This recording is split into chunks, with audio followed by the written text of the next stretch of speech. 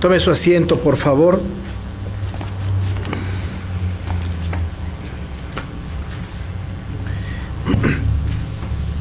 Y ahí en su lugar tenga su Biblia abierta en la carta del apóstol Pablo a los Filipenses, en el capítulo 2.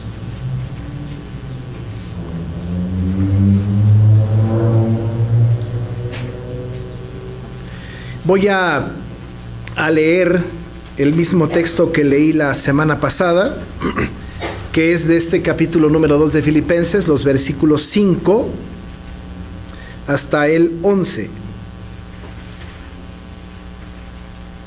Filipenses 2, 5 a 11. El texto bíblico dice así: haya pues en vosotros este sentir que hubo también en Cristo Jesús, el cual, siendo en forma de Dios, no estimó el ser igual a Dios como cosa a que aferrarse, sino que se despojó a sí mismo, tomando forma de siervo, hecho semejante a los hombres, y estando en la condición de hombre, se humilló a sí mismo, haciéndose obediente hasta la muerte y muerte de cruz. Por lo cual Dios también le exaltó hasta lo sumo y le dio un nombre que sobre todo nombre, para que en el nombre de Jesús se doble toda rodilla de los que están en los cielos y en la tierra y debajo de la tierra, y toda lengua confiese que Jesucristo es el Señor, para gloria de Dios Padre. Versículo 8 dice: y estando en la condición de hombre, se humilló a sí mismo, haciéndose obediente hasta la muerte y muerte de cruz. He estado predicando yo sobre este texto maravilloso, este libro del apóstol Pablo a los Filipenses. Hemos disfrutado mucho, yo por lo menos, la lectura, la reflexión de este texto bíblico, pero hemos aprendido algunas cosas que son importantes. No solamente hemos aprendido algo que tiene que ver con el contexto histórico de este libro, no solamente hemos aprendido la condición en la que estaba el apóstol Pablo cuando estaba prisionero en Roma, hemos aprendido también que las cartas que él escribe desde la prisión, famosas cartas carcelarias, tienen que ver con estas de Efesios, de Filipenses, Colosenses y Filemón. No solamente pues tenemos este asunto en el conocimiento intelectual del acercamiento que tenemos a la Biblia, sino que ha nutrido nuestro espíritu. Hemos entendido la importancia del gozo del creyente en medio de las situaciones más adversas, partiendo de la experiencia del mismo apóstol, que él está preso en Roma, y estando preso en Roma tiene una actitud gozosa, tanto que constantemente, lo hemos repetido muchas veces, por lo menos 16 veces de manera implícita o explícita, la palabra gozo aparece en el texto bíblico, y el énfasis sobre esto está puesto en la exigencia del apóstol, por ejemplo, en el capítulo 4, donde él dice: regocijaos en el Señor. Otra vez digo, regocijaos, gozaos. Tenemos que estar gozosos, pues, en Cristo Jesús. Sea cual sea nuestra condición, el gozo debe de ser característico de un creyente. Nosotros por menos nos deprimimos, nos sentimos mal, estamos entristecidos. El apóstol, esperando que ya le digan cuándo lo van a ejecutar, está con una actitud gozosa. Pero él tiene a alguien a quien imitar. Él tiene a alguien quien le ha movido para que pueda vivir en gozo. No se puede vivir en gozo sin Cristo. Sin Cristo no hay gozo. Sin Cristo no hay gozo. Puede haber algunas personas que por las circunstancias de la vida, las cosas del diario vivir, tengan diferentes alegrías, ¿no? El nacimiento de un hijo, el matrimonio, un trabajo, qué sé yo, cualquier cosa puede generar cierta alegría. Pero el verdadero gozo, el gozo que viene del corazón del regenerado, es un gozo en Cristo Jesús. Cristo pues provoca gozo. Gozo, tenemos que recordar que tiene que ver con esa parte del fruto del Espíritu, ¿no? Que el Señor nos ha dado cuando nos ha participado pues de la salvación, ¿no? Sabemos nosotros que el fruto del Espíritu, la segunda mención del fruto, tiene que ver con el gozo. Dice que es amor, gozo, paz, paciencia, etcétera, etcétera. Gozo pues está en el corazón del regenerado. Y el apóstol Pablo, sabiendo que está viviendo en esta condición de gozo, pues escribe una carta maravillosa a estos filipenses, que es una iglesia linda, dadivosa, es una iglesia entendida del evangelio, que sin embargo también tiene ciertas dificultades de unidad, ¿no? Porque ya le va a rogar el apóstol Pablo a Evodia y a Síntique que sean de un mismo sentir. Pero el apóstol entonces, recién en el contexto de pasado que estudiamos la semana pasada y antepasada, hablábamos de que el apóstol hacía pues un llamado a la unidad, a la humildad y a que nosotros viéramos a otros mayores que a nosotros mismos. Teníamos esta idea, un llamamiento pues a la unidad, a la humildad y que nosotros tuviésemos un concepto de los demás mayor que el que nosotros tenemos de nosotros mismos y considerar a los otros por encima de nosotros mismos, es decir, tener una actitud de desprendimiento. Esta unidad, esta humildad y este desprendimiento que nos debemos unos a los otros es algo que Cristo hizo. Y decíamos, el Señor Jesús no pedirá nada que Él no haya mostrado que puede hacer. Es decir, yo lo hago, yo lo hice, entonces ustedes tienen que hacerlo también. Por eso el apóstol, la semana pasada veíamos que decía, haya pues en vosotros este sentir que también hubo en Cristo Jesús. Es decir, que este sentir de unidad, humildad y de desprendimiento hacia los otros debe de ser un sentir que tengamos nosotros. Es un sentir del creyente, es algo que tenemos que vivir, que experimentar, pues algo que tenemos que hacer. Pero además el apóstol añadió otra información al sentir, es decir, que no solamente haya este sentir en nosotros de unidad, humildad y desprendimiento, sino que además Él va a poner a Cristo como ejemplo supremo y como ejemplo supremo importante al cual nosotros tenemos que imitar. En este ejemplo supremo que tiene y que me parece que es el mayor de los ejemplos que tenemos en la Escritura completa, Él está diciéndonos y nos va a hablar de una doctrina que nosotros hemos estudiado ya en diferentes ámbitos, pero que empezamos a revisar la semana pasada. Nos va a hablar de la doctrina de la humillación y de la doctrina de la exaltación. Tenemos que entender nosotros que el Señor Jesucristo vivió, experimentó esta condición de humillación y también esta condición de exaltación. Cuando hablamos de la humillación y de la exaltación, hacemos de estos dos elementos una unidad completa. No pudiera haber en Cristo humillación sin la exaltación y no pudiese haber exaltación sin la humillación. Estos dos pues van a combinarse para hacer una verdad absoluta de un Cristo que se hizo hombre, pero por otro lado que no dejó su divinidad y que el Señor lo colocó hasta lo sumo, lo más grande, va a rematar diciendo para que toda rodilla se doble delante de Él. Él está exaltado, pero para ser exaltado tuvo que pues ser humillado. En esta humillación que estudiamos empezamos a estudiar la semana pasada, dijimos que era una humillación voluntaria. No fue un asunto, ¿no?, en donde él se haya visto forzado de ninguna manera. Él tenía que cumplir cabalmente lo que estaba profetizado, ¿no?, desde antemano, y que él tenía que ajustarse a esta profecía. Y no por ajustarse, sino Cristo mismo dijo la profecía de Isaías 53, él mismo fue el que inspiró al profeta para escribir esto, es el mismo actor que va a estar en la cruz derramando su sangre por nosotros, voluntariamente, vicariamente viene a estar en esta condición de humillación.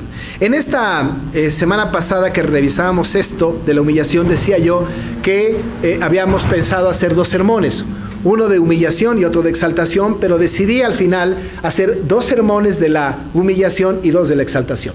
La semana pasada revisábamos esta frase que dice la Biblia, el apóstol que dice que se despojó a sí mismo, ¿no? Decíamos que la Biblia menciona que en el versículo 5, que haya pues en vosotros este sentir que hubo en Cristo Jesús, el cual siendo en forma de Dios, no una imitación de Dios, no una parodia de Dios, Dios mismo, no estimó el ser igual a Dios como cosa que aferrarse, no se agarró de yo soy Dios y no me quiero salir de esta condición. Dice que se despojó a sí mismo. Unas versiones, lo comentábamos, dice se vació. Y preguntábamos y contestábamos en esa predicación de la semana pasada a qué renunció el Señor, de qué se despojó, de qué se vació.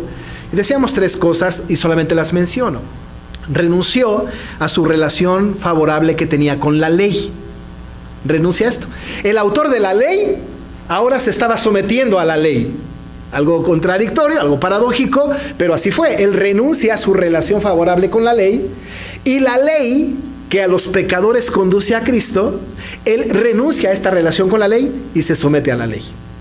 Por eso el apóstol Pablo dice que cuando vino el cumplimiento del tiempo, Dios envió a su Hijo nacido de mujer y nacido bajo la ley, que no vino para abrogarla, sino vino para cumplirla. Él pues renuncia a su relación favorable con la ley, pero también renuncia a sus riquezas, porque revisábamos la semana pasada que él, siendo rico, se hizo pobre para que en su pobreza usted y yo fuésemos enriquecidos, pero renunció a su gloria. Por eso en la oración sumo sacerdotal, por eso en esta situación del Señor Jesús con delante de su Padre, le va a decir, un par de veces por lo menos, pero le va a decir: regrésame la gloria que tenía yo contigo en aquel tiempo. Es decir, él ha renunciado a su gloria eterna. Esa gloria en donde no había nadie que delante de él no se arrodillara y le glorificara.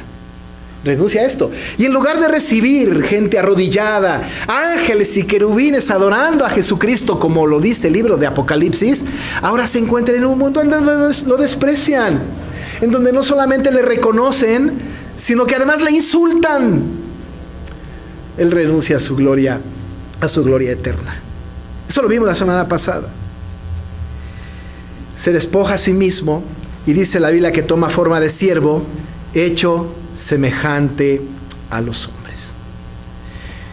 Y hoy vamos a ver qué significa esto de ser obediente hasta la muerte y muerte de cruz.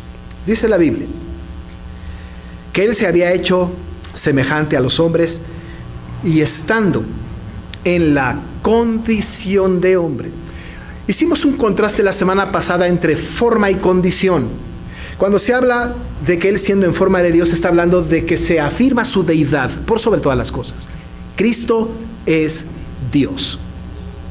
Pero siendo Dios, se puso en una condición humana. Él en la condición de hombre. Sin dejar de ser Dios, vino como hombre. Sin dejar, pues él no renunció a ser Dios. Renuncia a los favores que tenía como Dios, pero él vino como Dios, completamente Dios. Pero también vino como hombre.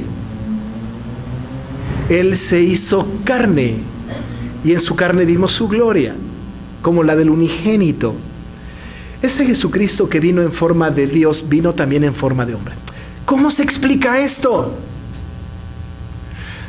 La respuesta teológica más profunda es: no tenemos la menor idea. ¿Cómo explicar la unión hipostática? ¿Cómo definir las naturalezas de él? ¿Quién en la historia de la humanidad ha podido ser Dios completamente 100% y hombre? Completa y 100% hombre. Esto es inexplicable. Es un conocimiento, como hemos dicho, suprarracional. Nosotros entendemos esto, lo creemos por fe y sabemos que Cristo es completamente Dios y completamente hombre. Cualquiera que diga es mitad Dios y mitad hombre está diciendo una herejía. Es completamente Dios, completamente hombre. Dice el apóstol que estando pues en esta condición de hombre, vino en esta condición, vino a participar juntamente con nosotros de lo que el hombre participa. De lo que el hombre participa. En aquel tiempo, seguramente a Jesucristo lo reconocieron como cualquier ser humano, como cualquier otro, porque además, pues nació del vientre de una mujer, creció como niño y vivió como adolescente y tuvo su juventud y tuvo su ministerio. En aquel tiempo, ellos tenían que sacar conclusiones. Ellos, en aquel tiempo, cuando nacieron, ¿fueron ellos envueltos en pañales? Sí, Cristo también. Ellos crecieron en estatura, Cristo también. ¿Tuvieron hermanos y hermanas? Cristo también. ¿Aprendieron un oficio? Cristo también. ¿Ellos tuvieron hambre, sed, cansancio y sueño? Cristo también. ¿Se entristecieron y se enojaron algunas veces? También Jesús. ¿Lloraron? Sí, Cristo también lloró. ¿Se regocijaron ellos por motivo de un evento, como por ejemplo, una boda? Cristo también. Él fue a una boda. Él vivió como el hombre. Experimentó las emociones de un hombre. Se desgastó su cuerpo como las de un hombre. Pero lo que no pudieron entender en la época de Jesús es que este era un hombre perfecto y que tiene una naturaleza divina. Y que constantemente Jesús les estuvo diciendo su condición de hombre, pero también su condición divina. El que me ha visto a mí, ha visto al Padre. El Padre y yo, uno somos. Y no solamente lo que él haya dicho, sino todos aquellos milagros que hizo alrededor de los apóstoles y de tantísima gente. Con todo y eso, la gente lo siguió viendo como un simple mortal, un simple ser humano. Pues estando en la condición de hombre, teniendo esta visión de todo mundo hacia él, estando pues él mostrándose como un hombre cualquiera entre el pueblo, hizo algo. Se humilló a sí mismo. Voluntariamente se entrega. Pudiendo él reclamar sus fueros, pudiendo él exigir adoración, pudiendo él convertir a toda la humanidad de su tiempo para que le glorificaran, se humilla a sí mismo. ¿Y sabe cómo se humilla? Quizá quien nos dé una versión más oficial y más precisa de la humillación de Cristo sea su propio profeta. Porque Isaías dijo que era despreciado y desechado entre los hombres, varón de dolores, experimentado en quebranto, y como que escondimos de él el rostro, fue menospreciado y no le estimamos. Lo vieron, pero lo menospreciaron. Lo sintieron y lo despreciaron. Pero sí tenía que ser. Dice el apóstol Pablo, era necesario que Cristo padeciese, absolutamente necesario, y ese padecimiento fue voluntario. Por eso la Biblia dice, se humilló a sí mismo. Si la gente piensa que la gente lo humilló y lo despreció, él lo hizo por sí mismo, se entregó a eso, y además lo hizo a propósito. Se humilló a sí mismo. Y en esta humillación a sí mismo, cuando lo estaban afrentando, y como decía el profeta que enmudeció y no abrió su boca, el apóstol Pedro nos recuerda en el capítulo 2 de Primera de Pedro, versículo 23. Dice él que quien cuando lo maldecían, no respondió con maldición, cuando padecía no amenazaba, sino que encomendaba la causa al que juzga justamente. Pero ¿cuánto duró su humillación? ¿Cuánto tiempo padeció Cristo?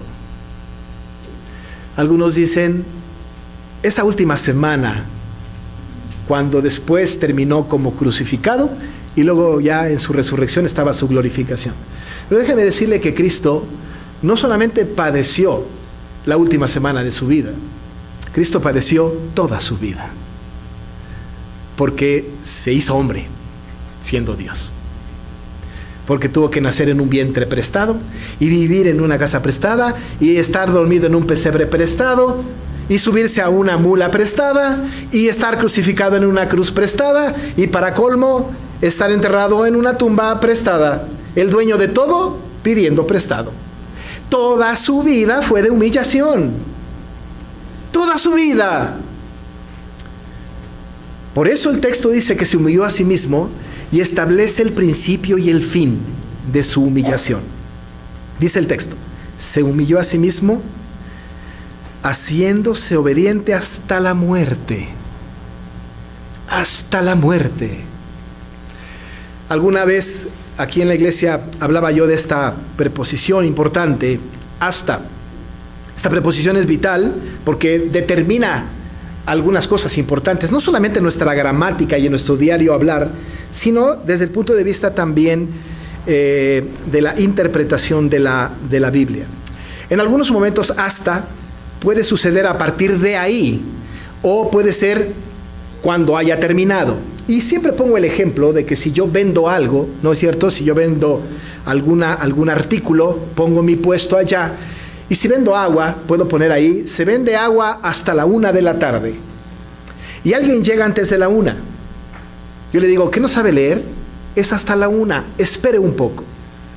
Pero si alguien llega a la 1 y 2, le digo, ¿qué no sabe leer? Se vende agua hasta la 1, ya acabé. Cualquiera de las dos cosas se puede interpretar con esta preposición.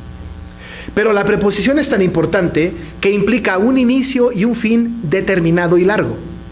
De tal manera que cuando el apóstol dice que se humilló a sí mismo haciéndose obediente hasta la muerte de cruz, no significa que fue obediente en la última semana de su vida, sino desde que empezó su ministerio terrenal y fue en el vientre de María, hasta que él fue crucificado y enterrado en la tumba. Esto abarca el hasta. Todo implicaba este hasta, porque al hacerse hombre, tenía que morir como hombre. El Cristo que no moría, el Cristo preexistente, el que era, el que es y el que ha de venir, el que existe por los siglos de los siglos, ahora estaba sujeto a la muerte, como cualquiera de nosotros. Se humilló a sí mismo, haciéndose obediente hasta la muerte. Toda su vida sabía que iba a morir de una manera cruenta, y fue obediente. La Biblia habla de la obediencia, ¿no es cierto? Pero tenemos que distinguir un poco la obediencia.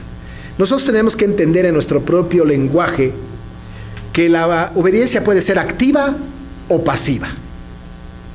Cuando hablamos de la obediencia pasiva, el ejemplo que siempre pongo, y ahora que de repente voy a la Ciudad de México para algunos asuntos, mal me va cuando me voy en hora pico, porque hasta el segundo piso parece un estacionamiento.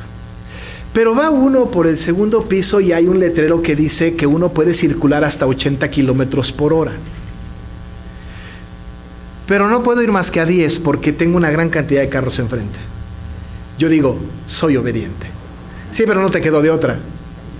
Esa obediencia es una obediencia pasiva. Yo trabajo en una empresa, ¿no?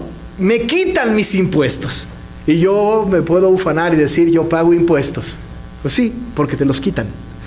Si tuvieras tu dinero en la bolsa, quién sabe si los pagaras. Cuando yo obedezco porque no me queda de otra, es obediencia pasiva. Si mi mamá me pide que lave los trastos, ¿no es cierto? Si no salgo a jugar y los lavo, estoy haciendo una obediencia pasiva. No me queda de otra. Pero si yo voy a las 3 de la mañana por el segundo piso del periférico y no tengo ningún carro enfrente y el letrero dice velocidad máxima 80 kilómetros por hora, yo les aseguro que cualquiera de nosotros iría por lo menos a 81. Si yo circulo el segundo piso y voy a 80 kilómetros por hora a pesar de que puedo ir a más, eso se llama obediencia activa. Sin las restricciones que representa la exigencia. Me someto voluntariamente, aunque pueda yo violentar la ley, pero me someto voluntariamente.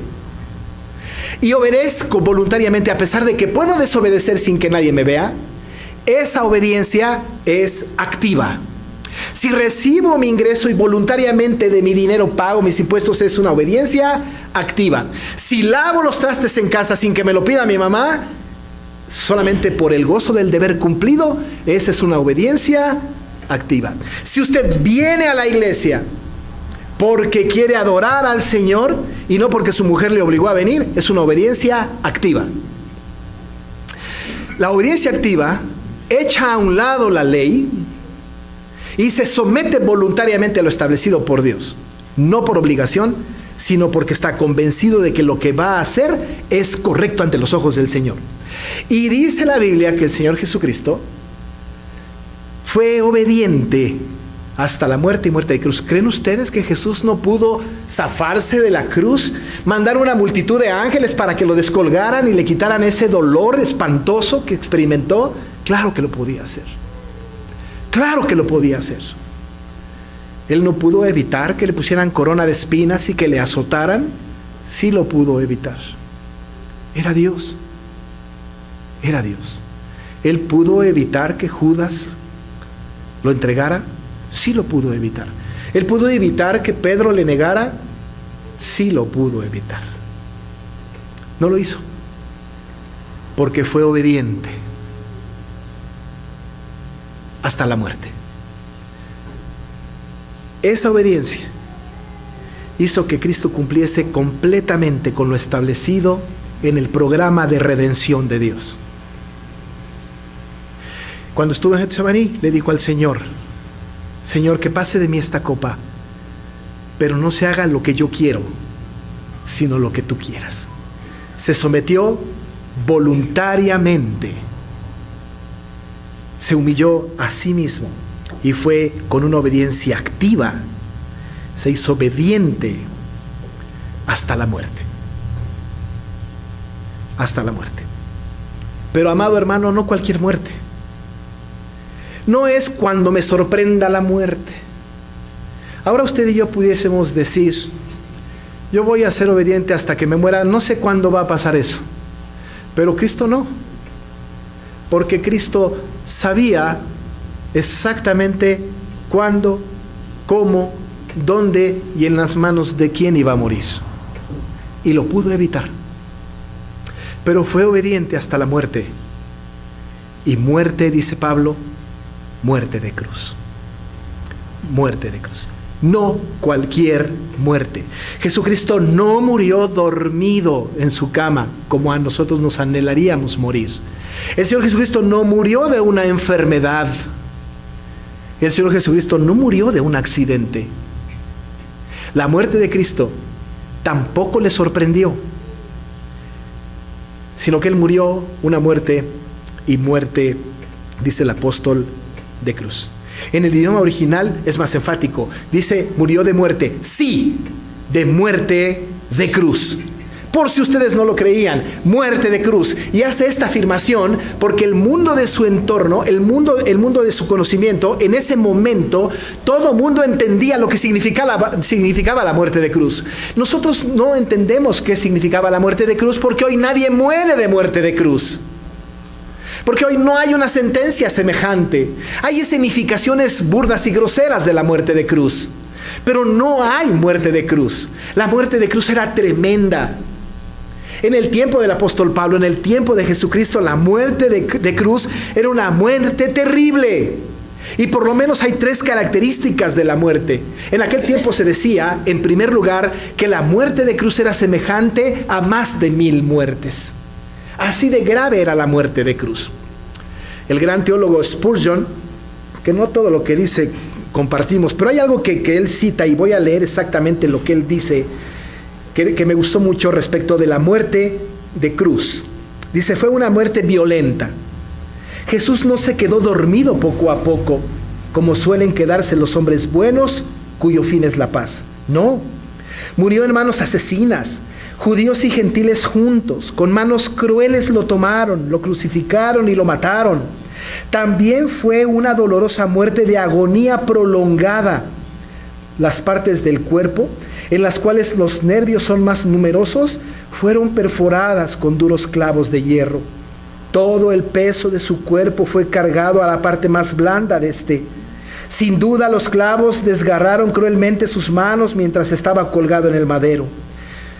Un corte en la mano a menudo provoca tétanos y como consecuencia la muerte. Sin embargo, las manos de Cristo fueron clavadas en la cruz. Murió con el dolor más intenso que pueda existir del cuerpo y del alma. La muerte más violenta, la más cruel. Dice otro autor: morir devorado por las fieras es muchísimo mejor que la muerte de cruz. Porque el morir devorado por las fieras, en 5 minutos está listo el asunto. Pero la muerte de cruz es lenta, es dolorosa, es la más terrible. Y dice el apóstol: sí, aunque no lo crean, Cristo murió de muerte, y muerte de cruz, la más violenta. Y además lo hizo a propósito. Además lo hizo voluntariamente. Además, pudiendo evitarlo como quiera, se entregó en obediencia a una muerte de semejante envergadura. Pero esta muerte de cruz no solamente significa que es la muerte más dolorosa y semejante a 1000 muertes, sino que además es una muerte afrentosa. Genera una afrenta cruel sobre quien descansa esta sentencia de muerte. Fue afrentosa porque lo buscaron, deliberada porque procuraron, fue premeditada. Lo llevaron y lo sacaron afuera de la ciudad para ejecutarle. Y el Señor lo sabía. Y a pesar de que lo estaban menospreciando y lo estaban crucificando injustamente, incluyendo falsos testimonios, de todas maneras, con una gran afrenta, fue llevado a la muerte de cruz. Esa cruz, esa muerte de cruz afrentosa, a la postre fue tropezadero para los gentiles. A la postre iba a ser predicada la manera en que Cristo había muerto, y de todas maneras la gente odiaba la cruz de Cristo, porque para algunos era locura la cruz de Cristo, pero fue afrentosa. Pero no solamente fue dolorosísima y afrentosa, sino que además fue una muerte maldita. ¿Sabe qué dice la Escritura? Dice la Escritura en Deuteronomio 21, 22 y 23. Si alguno hubiere cometido algún crimen digno de muerte, y lo hiciereis morir, y lo colgareis en un madero, no dejaréis que su cuerpo pase la noche sobre el madero, sin falta lo enterrarás el mismo día, porque maldito por Dios es el colgado. Maldito por Dios es el colgado. Quien mejor exégesis hace de este pasaje de Deuteronomio es el apóstol Pablo, cuando a los Gálatas, en el capítulo 3, verso 13, dice: Cristo nos redimió de la maldición de la ley, hecho por nosotros maldición, porque escrito está, dice Pablo, maldito todo el que es colgado de un madero. La muerte de cruz es una muerte maldita.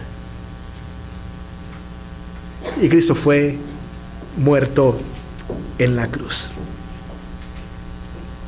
por nosotros. Esa cruz en la que deberíamos estar nosotros, Cristo estuvo. Esta cruz que merecía el pecador, Cristo la sostuvo. Cristo murió ahí. Y además lo hizo a propósito. Por eso la palabra del Señor nos muestra a un Cristo en su condición de hombre en humillación completa. Adrede, a propósito. Murió por nosotros. Ante una muerte, y muerte de cruz. Dice Pablo: haya pues en vosotros este sentir. Si nosotros no vamos a no nos vamos a humillar a nosotros mismos, porque somos importantes, porque tú vales mucho y mereces respeto, porque eres un humano que mereces lo mejor del universo, y todas estas ideas humanistas que están en nuestro tiempo nos alejan de una actitud del creyente que tiene que ser humilde, que tiene que ver a todos los demás como mayores a sí mismos, y que no importa lo que pasemos, si defender la causa de Cristo nos lleva a la muerte, tenemos que ser obedientes hasta la muerte. Y créame, no será muerte de cruz. Cristo sí, nosotros no. Haya pues en nosotros este sentir que hubo en Cristo Jesús. Pero no se quedó ahí el asunto, amados hermanos. Cuando Cristo fue muerto en la cruz,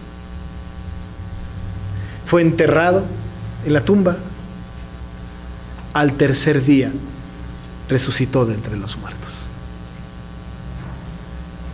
Y el Señor lo exaltó hasta lo sumo, y le dio un nombre que está por sobre todos los nombres, para que en el nombre de Jesús se doble toda rodilla de los que están en los cielos y en la tierra y debajo de la tierra, y toda lengua confiese que Jesucristo es el Señor, para gloria de Dios Padre. Pero eso, la próxima semana. Y la próxima semana empezamos con otro sermón que tiene que ver la primera parte de la exaltación. Otra vez habrá 2 sermones. Por lo pronto, amado hermano, adoremos a un Señor que voluntariamente se entregó a esta muerte de cruz por amor a nosotros, sus escogidos. Oramos. Señor, nos asombra saber que tú enviaste a tu Hijo, tu único, a morir en la cruz. Una muerte dolorosísima, una muerte afrentosa, una muerte maldita, y además planeado por ti, ejecutado por Jesús y de beneficio para nosotros. Porque por la muerte de Cristo, por cumplir con ese pacto de obras que habías establecido con el hombre a la perfección, y hacer este acto expiatorio en sustitución nuestra, nos diste salvación. Alabado y glorificado seas. Confirma tu palabra en nuestro corazón en el nombre de Jesús. Amén. Amén. Amados hermanos,